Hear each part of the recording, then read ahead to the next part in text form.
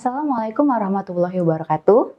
Mahasiswa Universitas Teknokrat Indonesia yang saya banggakan, bertemu lagi dengan saya Niki Dwi Puspaning Tias dalam mata kuliah Manajemen Pendidikan. Baiklah, pada pertemuan kali ini kita akan membahas tentang definisi manajemen pendidikan. Kita kutip beberapa pendapat ahli. Pertama, dari Parker dalam Stoner dan Freeman, mengatakan bahwa manajemen adalah seni melaksanakan pekerjaan melalui orang lain. Sedangkan Usman pada tahun 2009 mengatakan bahwa manajemen adalah perencanaan, pengorganisasian, pengarahan, dan pengendalian dari sumber daya organisasi untuk mencapai tujuan secara efektif dan efisien. Nah, sekarang apakah pengertian dari pendidikan? Menurut Undang-Undang Sisdiknas, pendidikan adalah usaha yang sadar dan terencana untuk mewujudkan suasana belajar dan proses pembelajaran agar peserta didik secara aktif mengembangkan potensi dirinya untuk memiliki kekuatan spiritual keagamaan, pengendalian diri, kepribadian, kecerdasan, akhlak mulia, serta keterampilan yang diperlukan dirinya, masyarakat, bangsa, dan negara. Nah, setelah kita membahas definisi dari manajemen, definisi dari pendidikan, maka kita simpulkan bahwa definisi dari manajemen pendidikan adalah apa? Menurut Usman, manajemen pendidikan adalah seni dan ilmu mengelola sumber daya pendidikan untuk mencapai tujuan pendidikan secara efektif dan efisien. Nah, sekarang kita akan membahas tentang ciri khas manajemen pendidikan. Kita lihat dari tujuannya. Tujuannya harus bermuara pada tujuan pendidikan. Selanjutnya, harus mendukung kegiatan pendidikan dalam upaya mencapai tujuan pendidikan. Dalam prosesnya, harus dilandasi dengan sifat edukatif atau mendidik, dan orientasinya harus berpusat kepada peserta didik dan bermuara pada kesuksesan perkembangan peserta didik. Apa itu fungsi manajemen? Mengapa harus ada manajemen pendidikan?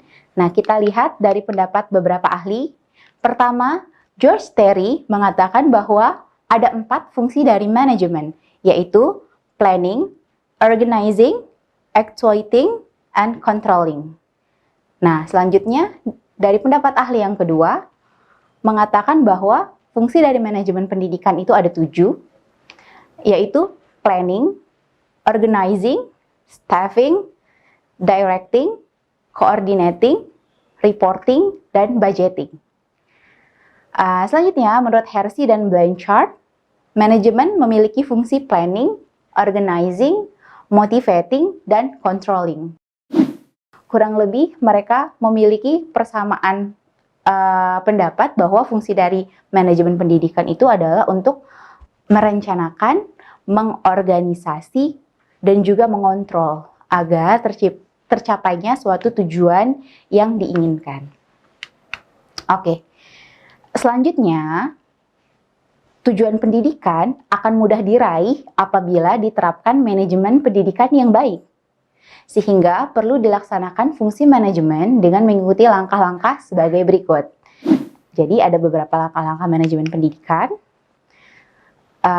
Yang pertama adalah menempatkan personalia pendidikan sesuai dengan keahliannya. Kalau dalam kompetensi yang harus dimiliki oleh seorang guru, salah satunya adalah kompetensi profesional. Artinya, seorang guru harus menguasai materi yang akan diajarkan. Jadi, sebaiknya apabila guru matematika memiliki background pendidikan matematika, guru bahasa Inggris memiliki background pendidikan bahasa Inggris. Nah, artinya dia memiliki kualifikasi pendidikan sesuai dengan mata pelajaran yang akan diampunya. Selanjutnya, mempersiapkan biaya pendidikan yang memadai. Tentunya nanti lebih lanjut kita akan mempelajari tentang manajemen pembiayaan pendidikan.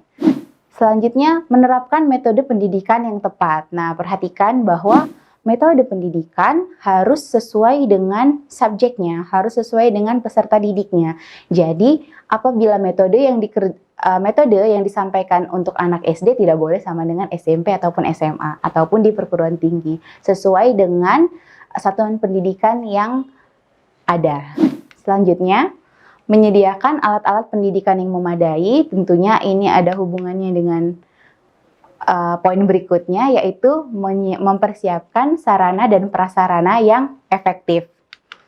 Selanjutnya, mengintegrasikan proses pendidikan antara teori dan praktek.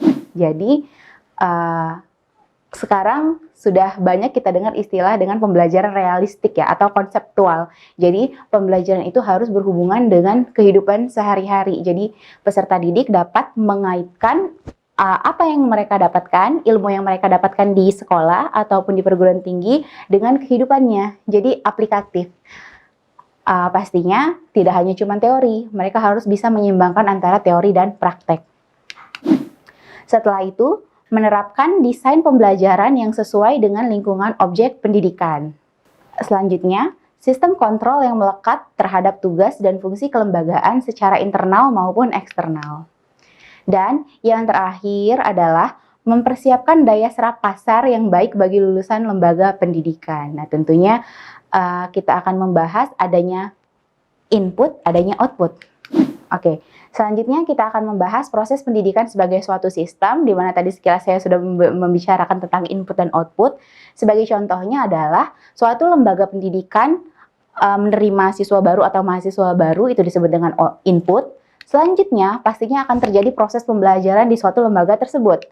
Nah, ada dua faktor yang mempengaruhi proses ini. Ada yang namanya instrumental input, ada yang namanya environmental input. Nah, sekarang kita lihat instrumental inputnya terdiri dari ada kurikulum, guru, sarana prasarana, biaya, dan manajemen pendidikan. Nah, kalau dari pengaruh lingkungannya itu ada geografi, demografi, pemerintahan, politik, ekonomi, sosial, budaya, hukum, dan lain-lain. Nah, sehingga input tadi akan mengalami suatu proses di lembaga kependidikan. Selanjutnya, setelah proses itu berlangsung, maka akan keluarlah output, menjadi lulusan dari lembaga pendidikan tersebut. Nah, output nantilah setelah bekerja atau terjun ke masyarakat itu menjadi outcome. Nah, jadi proses pendidikan di suatu sistem itu harus memperhatikan di mana dari sebuah input diproses menjadi output dan outcome yang baik. Seperti itu. Ya, ini adalah pengenalan pertama kita tentang manajemen pendidikan. Materi selanjutnya akan kita bahas di pertemuan berikutnya. Sekian pertemuan kita hari ini. Terima kasih banyak semuanya. Saya akhiri. Assalamualaikum warahmatullahi wabarakatuh.